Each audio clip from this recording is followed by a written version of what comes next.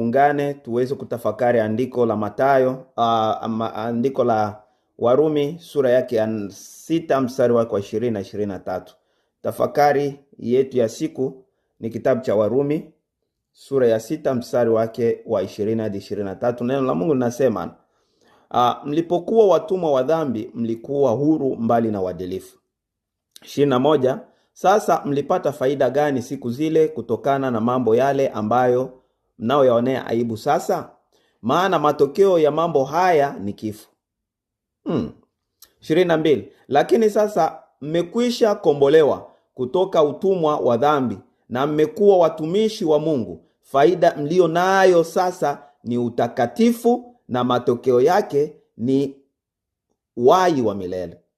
23 nasema, kwa maana mshahara wa dhambi ni kifo, lakini zawadi anayotoa Mungu ni uhai wa milele au uzima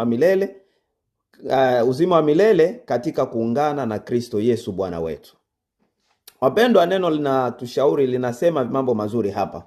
Na neno linasema ya kwamba pindi sisi tukiwa wenye dhambi, kabla hatujamwamini Yesu kuwa Bwana na Mwokozi, Biblia inasema tulikuwa huru katika tulikuwa watumwa na tulikuwa huru katika kutenda dhambi zetu katika utumwa wetu, na tulikuwa mbali na uadilifu. Inamaanisha wakati unatenda dhambi wewe si mwadilifu.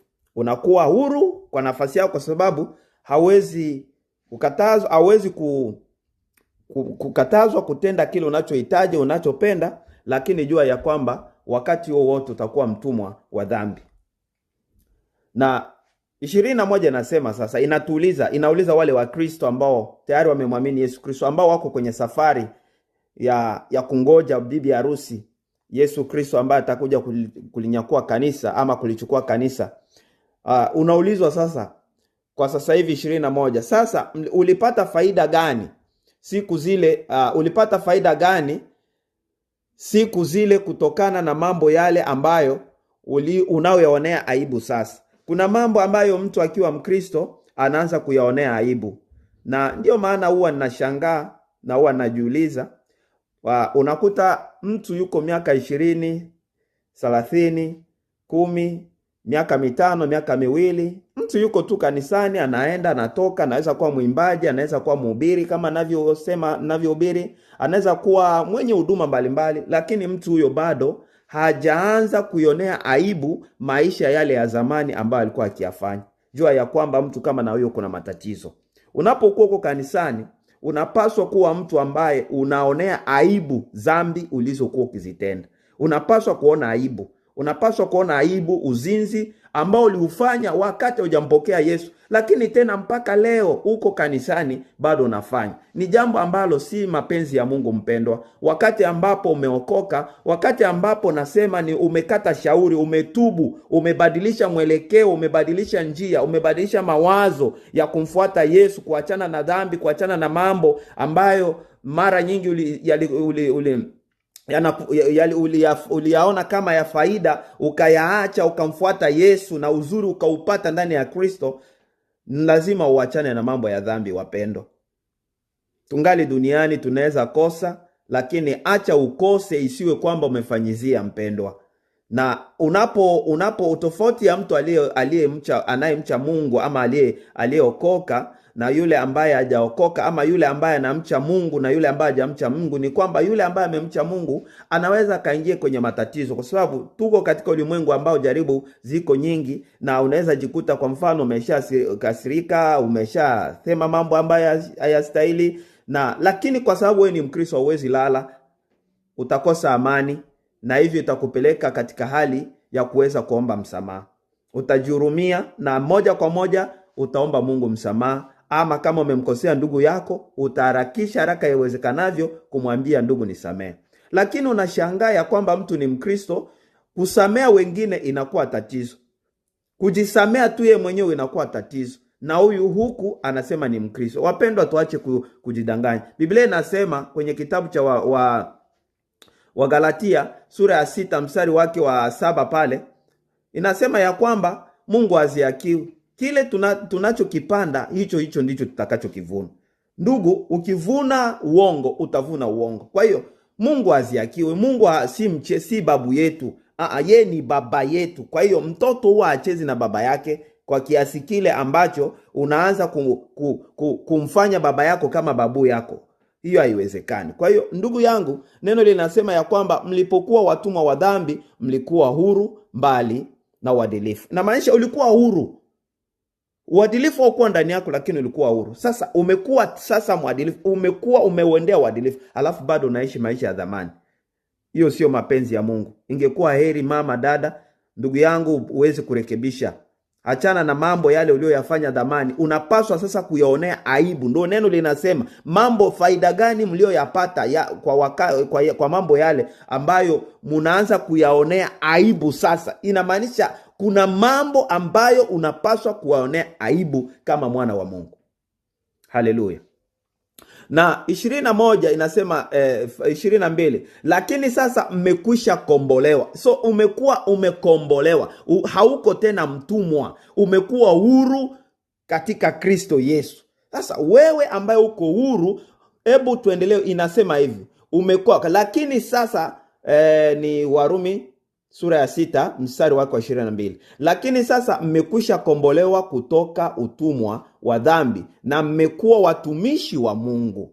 Umekuwa sasa mtumishi wa Mungu. Biblia inasema faida ulio nayo sasa ni utakatifu. So faida ya kwanza ya mimi na wewe ambaye tumemwamini Yesu Kristo ni utakatifu. Inamaanisha kama vile baba yetu alivyo mtakatifu, nasi tunaanza kutembea katika hali ya utakatifu. Tunajitakasa.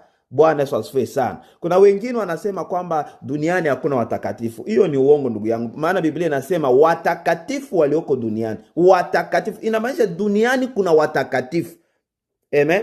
Na siri ya utakatifu ni kujitenga na dhambi na kuomba rehema. Kujitambua haraka iwezekanavyo. Unapokosa, jitambue, jielewe, jifahamu ya kwamba hapa siko tena katika uadilifu, nimeanza kurudi katika utumwa.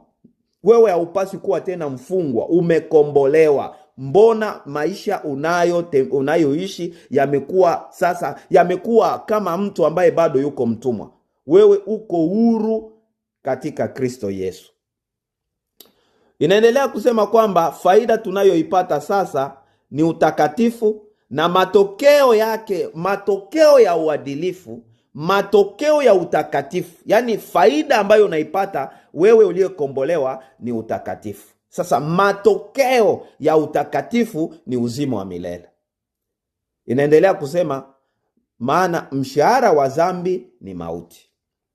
Kazi yoyote unayoifanya nje ya Yesu Kristo ni mauti, kwa sababu uko mtumwa wa dhambi, unapata mshahara ni mauti. Lakini unapokuja kwa Kristo, chochote kile utapata ni neema, unapata ni uzima wa milele unaopatikana. Inamaanisha, inasema kwa maana mshahara wa dhambi ni kifo au ni mauti, lakini zawadi anayotoa Mungu kwa mimi na wewe ni zawadi. Sio kwamba tuna deserve, sio kwamba tunastahili sana kuliko wengine. Hapana, zawadi. Kwa Mungu hatupati mshahara, kwa Mungu tunazawadiwa. Zawadi unaweza ukaipokee bila kutarajia. Amen. Lakini tunaipata zawadi tunapoungana na Yesu Kristo. Hiyo zawadi tunaipokea. Maana nasema, lakini zawadi anayotoa Mungu ni uzima wa milele katika kuungana na Kristo Yesu Bwana wetu. Kwa hiyo ili uweze kupata zawadi ya uzima wa milele, lazima uungane na Yesu Kristo. Bila kuungana na Yesu Kristo hakuna zawadi ya uzima wa milele. Kwa hiyo Mungu akubariki sana, tuweze kujua ya kwamba wakati tuko katika dhambi tuko watumwa. Wakati tunamwamini Yesu Kristo, tunapaswa kuanza kuona aibu kwa yale tuliyokuwa tukiyafanya wakati sisi tungali watumwa wa dhambi. Wakati umeokoka, wakati umekombolewa, unaanza kutembea, unakuwa huru ndani ya Kristo Yesu. Na hivyo unapokuwa huru ndani ya Kristo Yesu, sasa unapewa zawadi, na hiyo zawadi unaipewa na Mungu Baba unapoungana na Yesu Kristo Bwana wetu. Na Mungu akubariki sana. wewe ambaye utaendelea kushikilia kuona aibu juu ya dhambi, kuona aibu juu ya masengenyo, kuona aibu juu ya kupanda mbegu za chuki kati ya ndugu na ndugu, kuona aibu, kwa sababu Biblia inasema mulipata faida gani kwa yale mambo ambayo munaanza kuyaonea aibu sasa.